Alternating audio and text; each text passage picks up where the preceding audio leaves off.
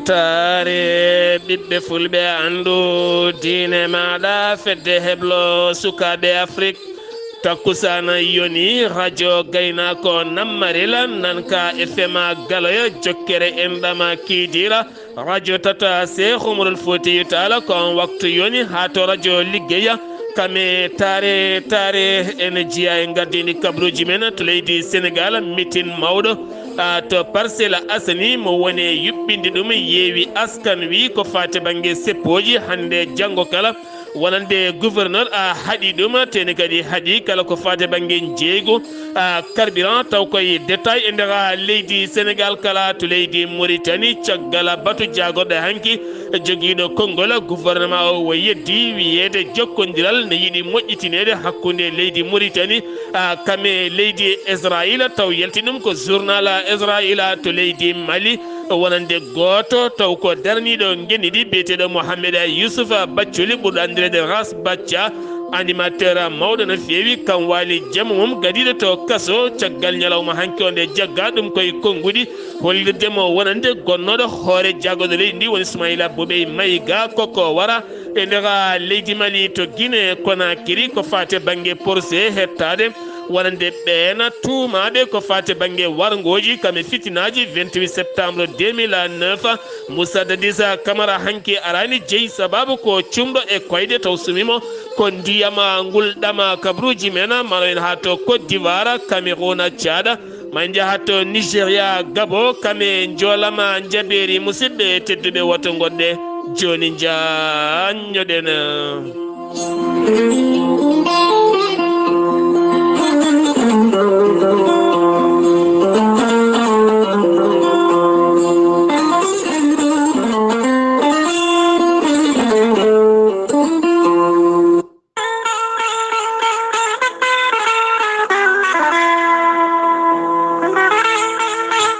ciggam nangue wulgue diaw are moɗon adde mon ko jaam e kisale ɓamtare ciggam nangue wulgue diaw e gardogol Harouna Dawouda Ndiaye gorko mo Tumbela aɓe jogui beelama mawɗo habrude dendagal bandiraɓe kala aɓe jogui congélateur uji solaire taw kadi ko marque leydi Turquie ɗin congélateur uji solaire ɗi gardata koye ponoje majji kame batiraji majji dognataɗi ko ciggam nangue wulgue diaw panno solaire aji moƴƴi so tawi ɓe bannima ɗum installation e galle ma kala waktuji ɗiɗi ma heeb kaaƴe galas ha timma wona koye nguleki faya koye korka an jiɗɗo congélateur uji moƴƴi congelanma kala ko mbaɗɗa hen jokkodire ciggam nangue wulgue diaw ciggam nangue wulgue diaw ne jogui équipe moƴƴo keblaɗo to leydi Turquie taw ko heblo moƴƴo sukaɓe yadduɓe jamanu ciggam nangue wulgue diaw aɓe jogui ponoje e battiraji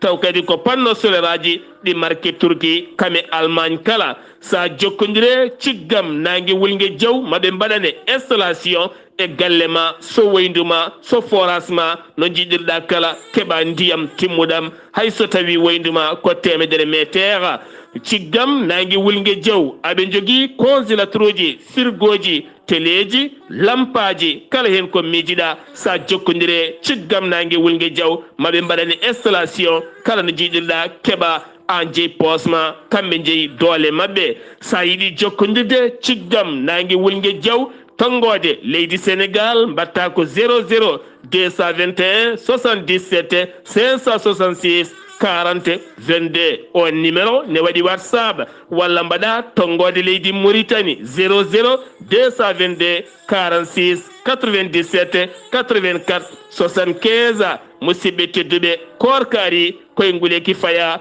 ciggam nangue wulgue diaw ene jogui congélateur uji solaire badden hen dando taw ko nangue dognata ɗuma ceerno Djiby Sy ko wittiyanke leɗɗe ko safriyanke safruji fina tawa ceerno Djiby Sy ko jaadinde ɓalawal e danawal kala laaɓɗo reedu malaɗo wune ceerno Djiby Sy ne safra rafiji kewɗi ɗi jiida cirol ceerno Djiby Sy ne jogui leɗɗe fannuji tati hen fannu goto sa wotirima ɗum fodde sappo e tetara fina yaltema ha laaɓa fannu ɗiɗaɓo o ko sappo e jeenayyi rafi safrata fannu tataɓo o ko fodde 100 rafi ma yaltema ha laaɓa waddete koye gawri samme walla gawri ndemiri ceerno Djiby Sy ne safa rewɓe ronkuɓe sowade rewɓe dartoraɓe e rewɓe ustoraɓe ndewagu kala ceerno Djiby Sy ne yawrene worɓe ustoraɓe gorago e yawɓe yitade koye mumen e on fannu mo jogui leɗɗe biyeteɗe muuɗa hirda noon ko yeddi ƴeewa ko joni joni muuɗa jiiya hoorema ha no hannirta ni ceerno Djiby Sy ne andino dendagal kine mum kadi omo jogui leɗɗe ummiɗe to leydi Mali kesi pulla cafroje rafiji kewɗi guila rafiji gorago ha e rafiji ustoraɓe ndewagu kala e wonduɓe estomac so tawi a hutorima ɗe leɗɗe kala ko ñamanoɗa tampinma walla ko jaranoɗa tampinma ma wattu ñamde jara ha no hannirta ni ceerno Djiby Sy ko labde reedu malaɗo wone sa yannama ka miskino safruma ha mbiya wen kaw hay mbuɗa yoɓani so wona wonduɓe rafiji ɗiɗi woni mo seydneji bahlidi hoore mum ha habba walla on jano borogal ceerno Djiby Sy ne jogui pegge usula ɓeydoje arsigaji pirtoji dabaruji bawɗi neldede kala leydi e kala continent ceerno Djiby Sy ko bawɗo listihara ko indema inde nenema dokkatamo haala kone nder ɓerde ma ha mbiya yoni so tawi ko tawateɓe nder leydi Mauritanie ko ujunere mbuɗo oguya so tawi ko leydi Sénégal e dendagal leɗɗe ñamoje franc CFA ko temennayyi CFA ceerno Djiby Sy numéro mo weeva walla nde yiɗɓe waɗnede listihara ko 77 653 0367 yiɗɓe hebdemo noon to banggue appel e to banggue WhatsApp kala ko numéro makko leydi Mauritanie ko 47 22 80 84 ceerno Djiby Sy ne andi dendagal kilineɓe mum ha tengtino e tawateɓe lappol polol dande maayo wonde miñi ko biteɗo ceerno Alassane Sy tawe to ñabina e oɗo saaha joni kala jiɗɗo hebde ceerno Alassane Sy to ñabina ko 32 62 04 99 walla mbaɗa 48 10 00 13 ceerno Djiby Sy ko labde reedu malaɗo wone so tawi on pamodiri kala to mbawɗa wonde e leydi e continent to mbawɗa wonde safruji ma ne mbawi yettadema ha no hannirta ni ceerno Djiby Sy ko labde reedu malaɗo wone mbadden danɗo faade makko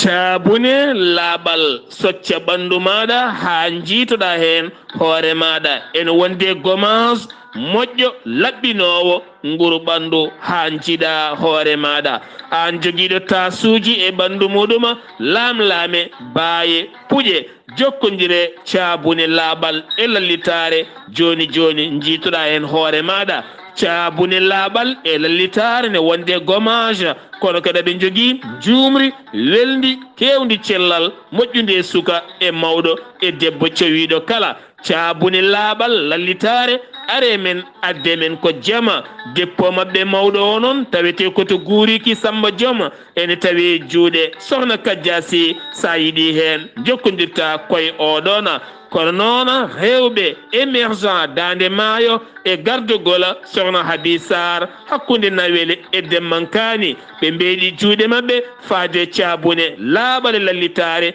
mo deppo mum mawɗo hande o tawete to guuriki Samba Diom e juuɗe sohna Kadja Sy sa yiɗi hebde caabune lallitare laaɓala woto woɗɗu joni joni min dokkirma ɗen tongoɗe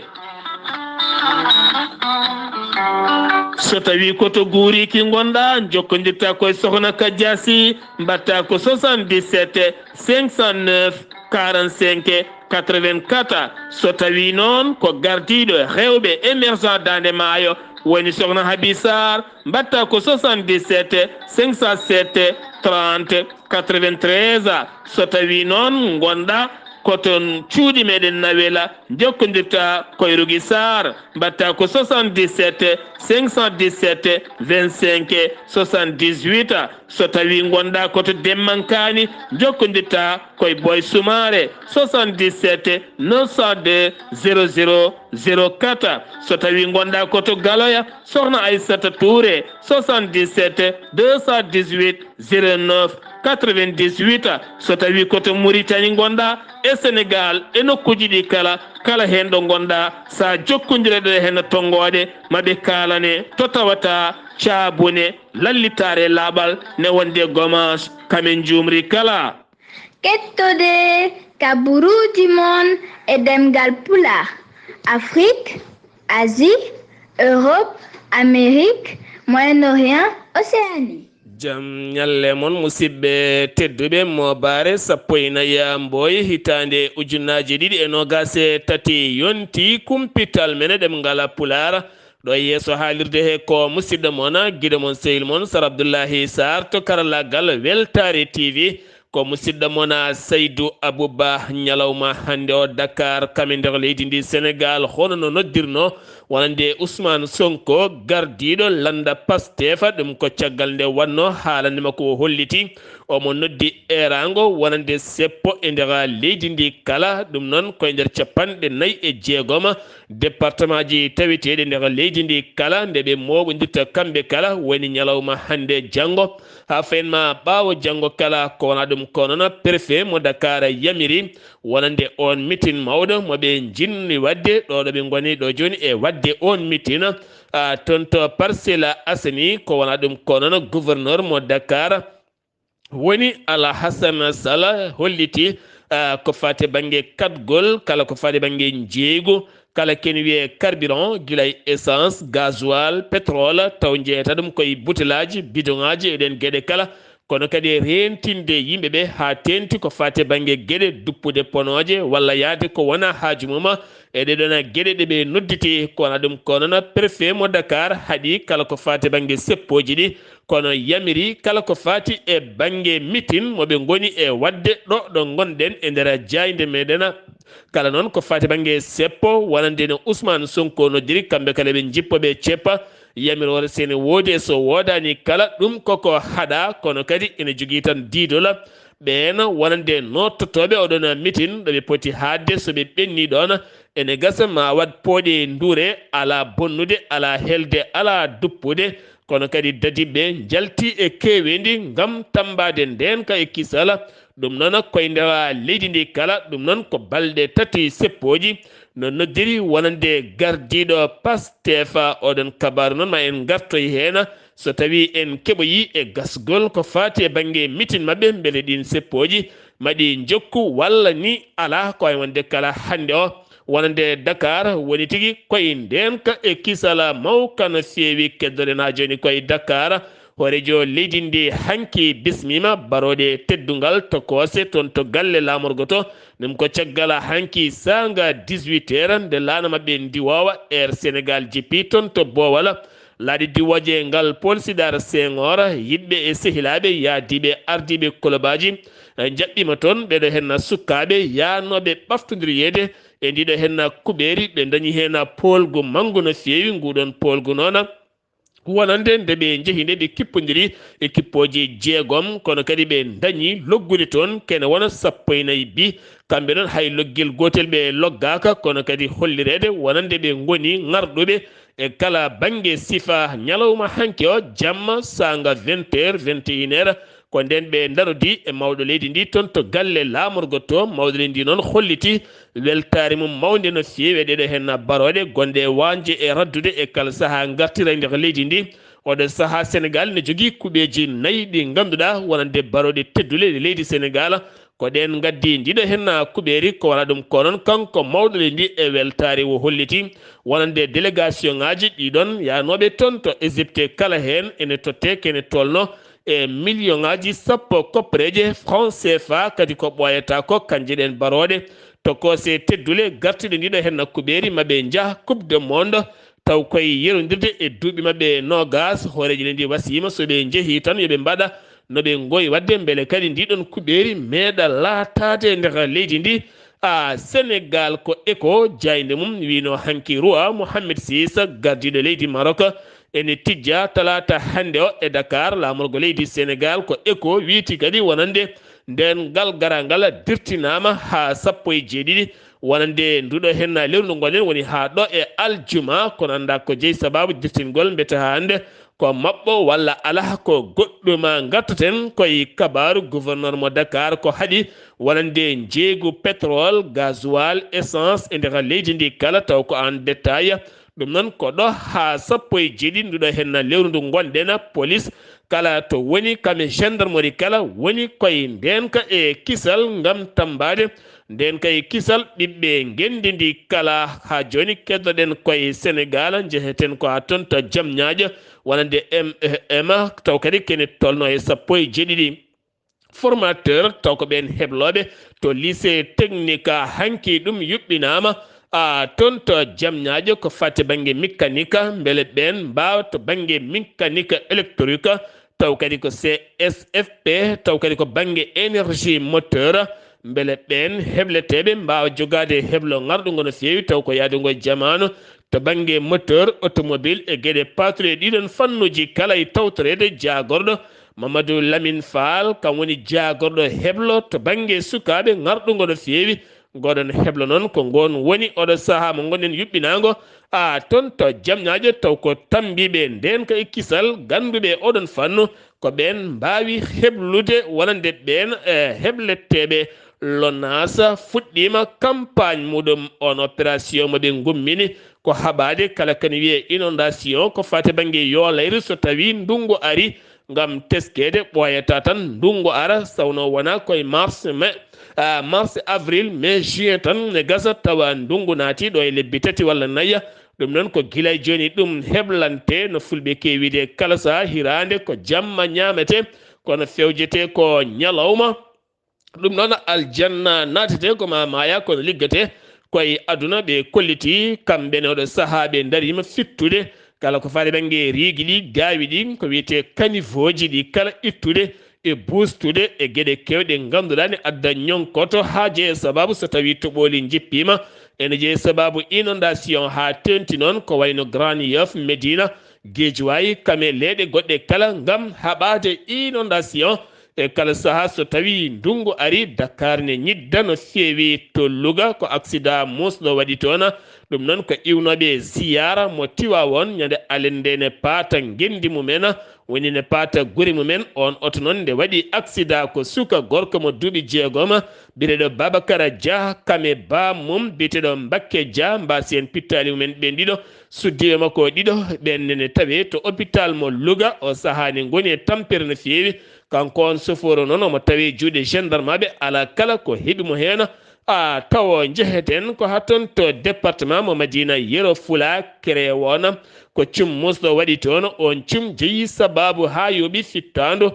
suka mo duuɓi 3 galleji ɗiɗi cumi hen kala kay koɓe joguino ala kala ko heddi wona koye nguleki sattuki no fewi ne teska oɗo saha cumuji ne kewi keneli ko mbooyi ne heewi no fewi nguleki ne heewi ɗum noon mone defa ataya mone simmo mone defa bottari walla hirande ko ay wonde kala jomum ne moƴƴi ardina hakkille rento no fewi heddoɗo e haqqille mum ventilo congélateur frigo kono ne kadi ko fate banggue climatiseur ngulekki no way hewde ni kala en ko kuɓɓuɗa so ɓooyi ñif so tawi moteur o huɓɓi tan walla moteur o wuuli jaw ene wawi rokkoyde caɗele kala filuji ɗi ganduɗa chargeur en gueɗe patude noon kala hen ko tiiɗani ganduɗa ne waɗa mas joƴƴin woto bomde ɗum woni gonga kono kamɓe finoɓe to diwana Medina Yero Fula ɓe kolliti eradeɓe laamu ngu ko ñagade caserne mo sapeur pompier nde wawata waɗede toon beele ɓattitoɓe beele walla ɓe ndenka e kissala to Touba caɗele ndiyam teskade toon Serigne Mbaye Thiam ko jagorɗo gardiɗo ko fate banggue ndiyam yillima toon o holliti hanke haalande makko kene tolno e forage uji 5 e nder Touba koko diwan Touba koko boni 9 ɗiɗo hen koko donki yaltinde capacité ndiyam ko yaltinanno kono ɗo saaha e peeje baɗaɗe ɓe nawi toon kene tolno e camion ngaji 10 ɗin camion ngaji 10 citerne ko ha mbawa addude ndiyam haade ɗin forage uji pewnitede beele kadi ɗi to hen forage uji 9 mbawa kadi kañumene tiggitede ha mbawa yaltinde ndiyam timmuɗam gam teskede oɗo saaha koye nguleki mawki wona kono kadi ndiyam ene ŋakki to Touba e ko taari ɗum kala koye ɗam ŋakkugol woni ha toon to lowre ɓe ganduɗa e kala saaha ne jogo caɗele mawɗe no fewi ko fati e banggue ndiyam guila tan Senghor ha yettiɗo hen guure kewɗe hande o ne jogo caɗele to banggue diƴƴe keddoɗen koye Sénégal jeheten ko hatton to gare routiére mo Nioro hakkude mum e Kaolack gare routiére mo Nioro faade Kaolack sofreɓe kami transporteur en finoɓe toon 5 heures subaka hande o ɓe moɓodiri gam wadde fedde mabɓe haɓade persida gardiɗo transporteur ena kame sofreɓe taweteɓe toon to garu thiére mo ñooro kamɓene yiddeɓe ko haɓade on wadde alluji mabɓe banggue ɗoɓe bindata numéro ji mabɓe gam rangde ɗon noon mo manda mum woni e gazette ɗo e 2 avril kono hande o subaka waɗi pelɓodiral bongal no fewi ha police nanggui hen kene wona yimɓe sappo e ko fawi e ngal ɗon a pelɓodiral jeheten ko ha toon to Ziguinchor taw yen toon musidɗo men Amadou Ishaqa Kebe assalamu aleykum wa rahmatullah hol kabruji garanɗen to Ziguinchor ko taari ɗum kala. aleykum salam wa rahmatullahi taala wa barakatuh. Sar Abdullaahi Saar a salmitama e dennangal hettoɓe Weltare TV. kabruji garanɗen ɗo e nder Ziguinchor osé sofaral eɗen gandi ko fedde joguinde ballal ina wayno ɓe kolliti ballal mabɓe e gure doknoɗe ma won gure jeeɗiɗi e diwan Kaggit Bereng yentude Asseli e dennangal gure gonɗe on toon banggue Ñasiya en ɓe gaddi ballal fodde 80 million pour wallide dogɓe ɓe codanaɓe sengeje ɓe mahanaɓe ɓe codanaɓe hunde fof ko yadata hen gila e région ngaji ɓe kolliti kamɓene weltare mabɓe e osé sofral ko waɗaniɓe ko nde wonno gure doknoɗe ɗe fof ɓe peewi Gambi ɓe peewi Guinée Bissau ina wayno ɓe garti ɓe tawi tan ko ɓulum wona ɗo hoɗa wona ɗo ñaame wona ɗo yare ɓe peliti kadi waɗande ɓe force uji ma won force uji jeeɗiɗi e ɗeɗo gure e jiiɗi noon ɓe kolliti laamu ngu yo waw walludeɓe e kuura dañe ko ɓuuri yawde e yaccade beele ɗeɗo gure ne beele ina mbaba yiitade koye mumen so tawi en ummima ɗon jehen diwan to e Camaracounda ina wayno holko kewi toon ko probléme leydi nde wonno leyɗele ɗe koɗe demeteɗe hande e guese fewte batte darkas ina heewi toon pooɗe nduure jamma e ñalawma ɗum noon laamu ngu ina foti darade hen wawa sendudeɓe nde wonno waktu darkas o so yonti waɗa ko caɗele goto foof ina fooɗono ɗo jeeyi ɗo eɗo jeeyaɗo ɗum noon woni ko kewi e ɗeɗo balɗe ɗo e nder diwan Casamance so tawi en garti e ɗo e wuro ngo ina wayno holɗum almameɓe wuro ngo kamɓe aljuma jawtuɗo ɓe kolliti kamɓe almami juma mawɗo o Sarif Ismaila Haydara holliti leydi ndi yondi deeƴ yoɓe garte deeƴal yoɓe gartu kadi e kulol Allah ɓe garta kadi e jangude e janginde ɓe garta e needi yimɓeɓe mbawa jogade needi e nder leydi ndi usta konguɗi bonɗiɗi kalata e hilifaɓe diine e hilifaɓe hayɓe gona diine yimɓeɓe ne poti goto fof ande ko haali anda ɗo haali Weltare TV musidɗo Ahmad Isaka ɓe gorko mbotta kabruji ɗo fuɗo radio Zik FM jokkodirde Sar Abdullaahi Saar e lokke walde jam Amadou Ishaqa Kebe allahuma amina ya rabbi ya rabbal alamina sen giwi to Ziguinchor Sénégal paɗena koto leydi Mauritanie batu jagorɗo hanki wonande gouvernement mo leydi Mauritanie taw koye konngol alnani wuldu ashroqa kam woni jagorɗo toppitiɗo walla mbiyana joguiɗo konngol gouvernement o hanki wo holliti e nder kayitol walla e nder namde ɗe won namde nde wo jabtima gam yeddude wiyede hestitinde jokkodiral hakkude Mauritanie Israël walla ni Israël hakkude men e Mauritanie ɗum wodani ɗum ko caggal nde jayde Israël yaltini wonande Israël ne yiilo jokkodiral artirde ɗen jokkodire hakkunum e leyɗele nayyi ne hen gendi leydi Mauritanie o holliti Mauritanie ne wonde Israël jokkodirino hitande 1999 taƴodiri hitande ujunaji ɗe jeenayyi taw saabino ɗum ko wonande diwnudeɓe laaɗe mabɓe diwoje waddeɓe polgu mangu walla waddeɓe toñangue faade ɓesguji Palestine naɓe ɗum noon welani Mauritanie naɓe ɗum jeyno sababu ngal taƴodiral ha Mauritanie nodditi ambassadeur mo leydi Israël yalti leydi Mauritanie guel nden haɗo ɗo gonɗen ala kala kaldiggal gongal hakkude mabɓe keddana joni koye on batu jagoɗo hanki commentaire caggal muɗum namde e jaabowoji ko fate banggue wonande ɓen jaydiyankoɓe jagorɗo gueɗe nder leydi kame jaccingol laamu Mohamed Ahmed Wuld Mohamed El Amina hanki kañumne yaltini konngoni wo holliti hawde saaha mo gonɗen ɓe ɓeydi nden kay kisal e nder leydi ndi kala gam yurnitade wonande cate caltuɗe ko fate banggue jokkodire goɗɗe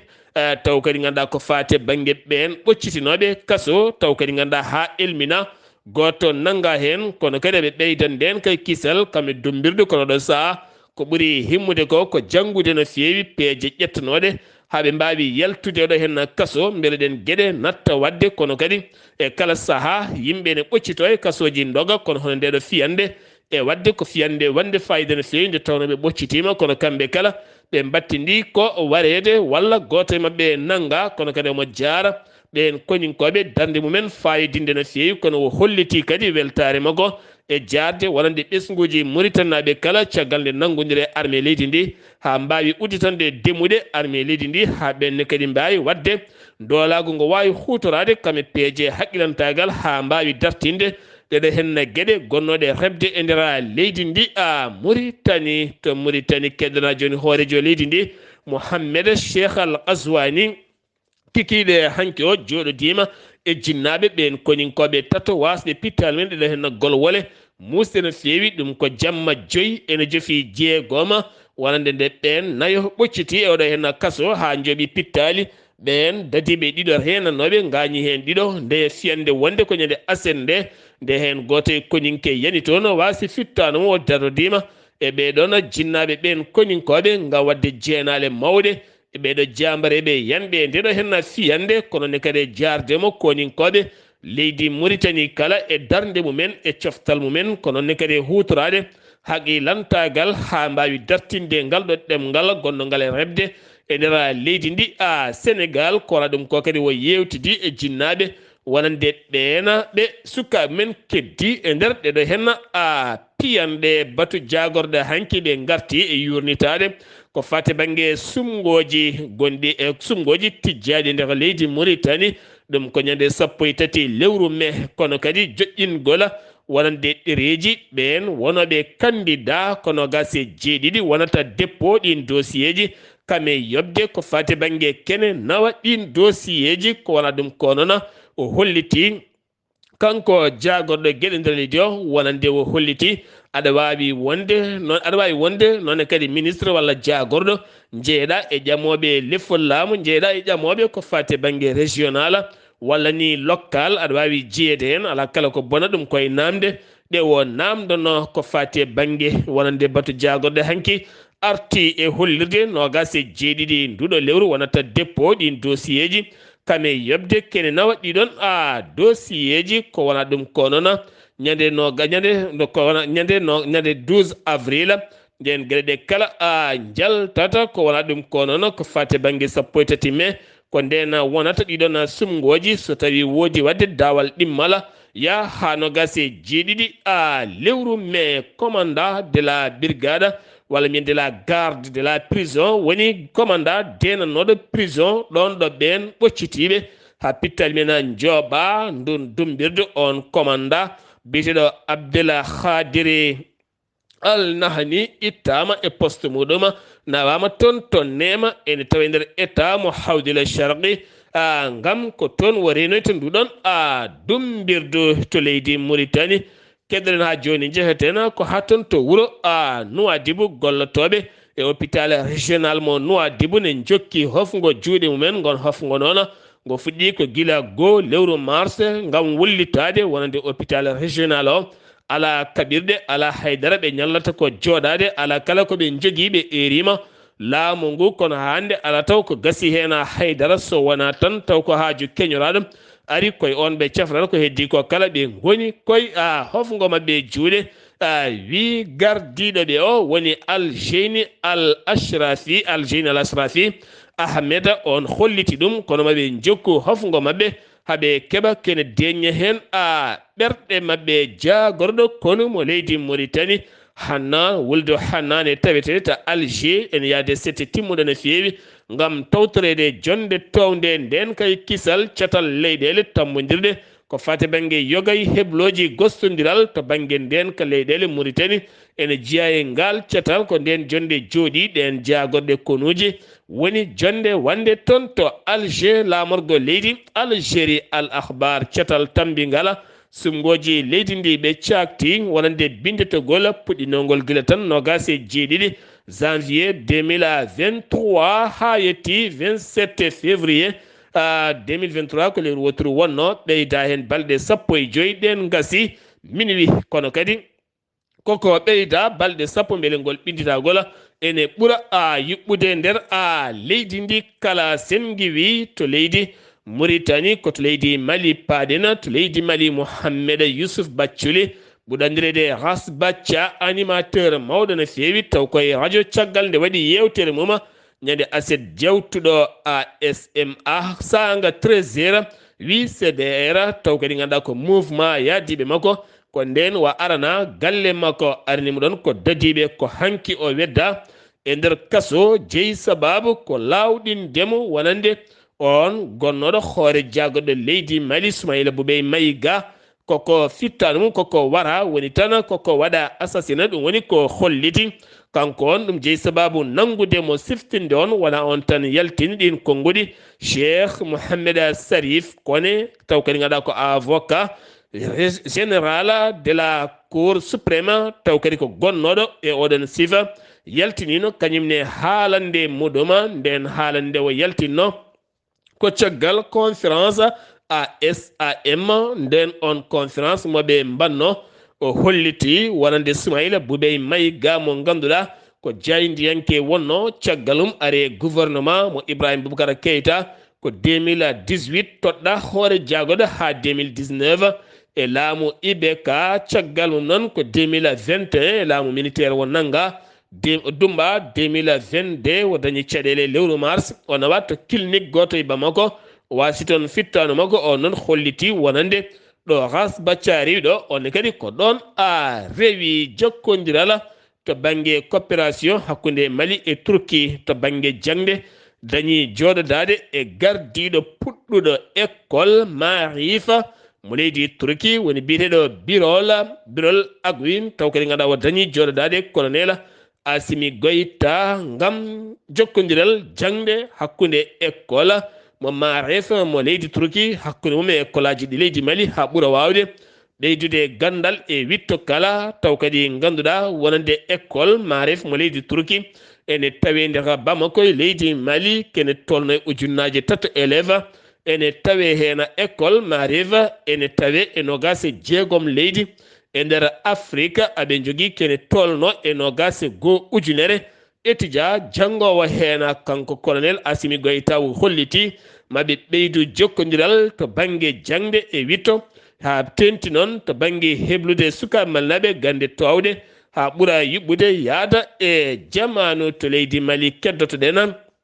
état major général armée leydi Mali kekiɗe hanki o ɓe jaltini kayitol gam hollirde e fiyande nde ɓe mbaɗi ɓe jooɓima pittali 19 wonande joguitiɗo armée taw ko ɓen ɓeɓe mbiyata seɓɓittiɓe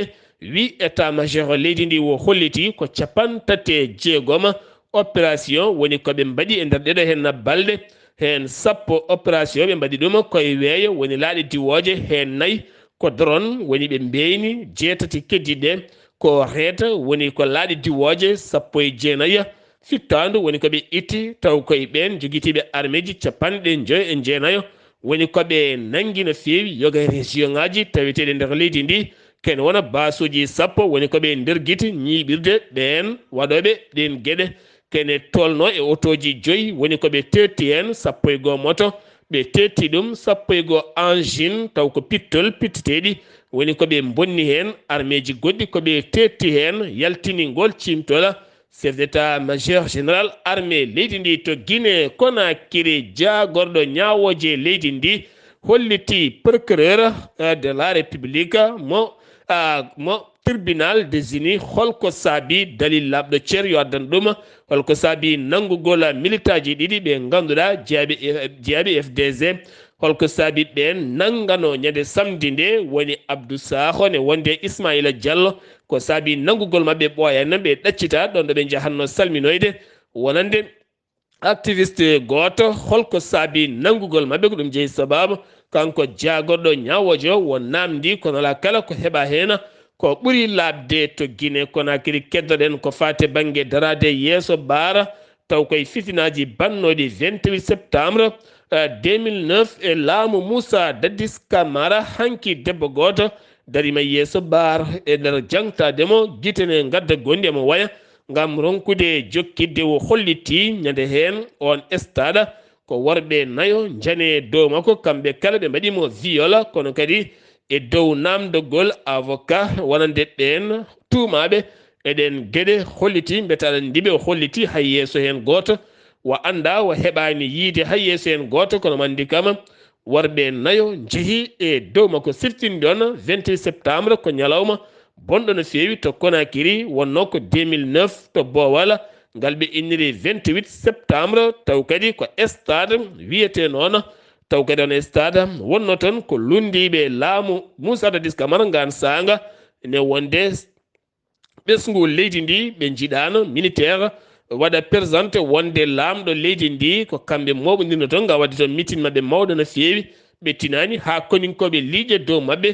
jooɓi pittali kewɗi ke wona 150 fittande nder on kikiɗe goto itta 2009 kene wona 100 ko fawi fittandu ha hande yitaka taw anda kaɗo naati rewɓe hewɓe mbaɗa viola kanko on Moussa Dadis Camara hanki ponnoɗo tawtorede darde on debbo yeeso bar tawaka hanki holliri wonande din ha on noon holliti on woni disnodirteɗo Dadis Camara o holliti on ko cumɗo e koyɗe taw sumima ko ndiyam ngulɗama ɗum jeeyi sababu wa arani hanke yeeso oɗon a bara sengi wi to leydi Guinée koto Côte d'Ivoire paɗen gam teskede oɗo saaha mo gonɗen Côte d'Ivoire e kala ñalawma garɗo guyka e taƴoɓe e banditisme ne ɓeydo hewde e nder leydi ndi ɗum noon koto Grand Laho ko sukaɓe ɗiɗo yeeyoɓe pittali men guitta toon taw kadi itti ɗum ko bandiji joguitiɓe fetel mo hinde Kalashnikov e nokku biyeteɗo Tefisiu tene wona 17 kilométre hakkude mum e Grand Laho ɓen noon ɗiɗo ko commerçaɓe hen goto mo duuɓi 33 mo duuɓi nogas e jeegom kamɓe ɗiɗo kala wajiɓe pelliɓe koye ngam sababude téléphone ngaji leskoji gudditama hen kono ha ɗo ala kala ko heɓa hen ko laaɓi tokko kodi toon kadi ko fedde bandiji taw ganduɗa ko tuppoɓe ɓen goni nangaɓe toon 12 taw kadi woni golle mabɓe ko trafic ko fate banggue gaz nden tawaɓe mabɓe ken tolno e ujunnaji 2,750 butel gaz ɓe naggat gaz ɓe jogui systéme mo mbaɗata gam ustude butel kewɗo gaz ɓe gadda ɗum ha hakkude waɗanaɓe gaz uji ɗiɗi ɓe mbawa yeyde ɗum on phénomène ne heewi e nder leydi ndi oɗo saha ken wona 12 mbiyam hen teb camion ngaji ɗiɗi tettama hen ko wona ɗum ko leskoji enen jokki hen laamu ngu erima ɓen sodoɓe gaz uji ne mbawa teskade gam wonande gaz ɓe kollita soɓe coodi ɓoyata to wona ɗum koko feccete hakkude yeeye oye butel arda e mabɓe no comme kado ni taw kadi waɗata ɗum ko ɓen jokkodirɓe dépôt ji mawɗi to gaz ittetene yeeye ko ɓen jokkodirta nden fedde gam wadde oɗon a trafic to leydi Cameroun